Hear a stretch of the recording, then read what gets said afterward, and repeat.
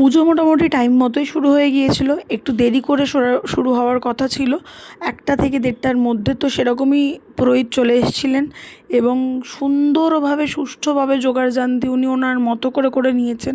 আমরাও চলে এসেছিলাম রেডি হয়ে যে একটু ফটো তুলব। তো এখানে একটা অদ্ভুত জিনিস আমি নোটিস করলাম। পুরী তো আমরা সবাই জানি যে জগন্নাথ ছাড়া কিছু নেই, তবে মা দুর্গার সাথেও জগন্নাথ ঠাকুর রয়েছে ফটো। এটা একটা আমার অদ্ভুত জিনিস লাগলো, যে সত্যি একটা ডিফারেন্ট জিনিস যেটা আমি দেখিনি কখনো। তো যাই হোক, কাকাই বসেছিল পুজোতে। পুজো হলো, যজ্ঞ হলো, নারকোল পুজো হলো, যেটাকে আবার ওই সবার মাথায় মন্ত্র পড়ে ঠেকানো হলো, দেন ওটাকে পুড়িয়ে ফাটানো হলো।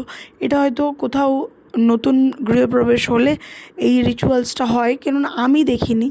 তো সেকেন্ড হাফটা বসেছিল দাদাভাই, যজ্ঞটার সেকেন্ড হাফে দাদাভাইকে বসতে বলা হয়েছিল।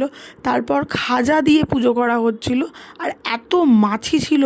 তো ওখানকার লোকেরা যেটা বললো যে রথযাত্রার জন্য এরকম এত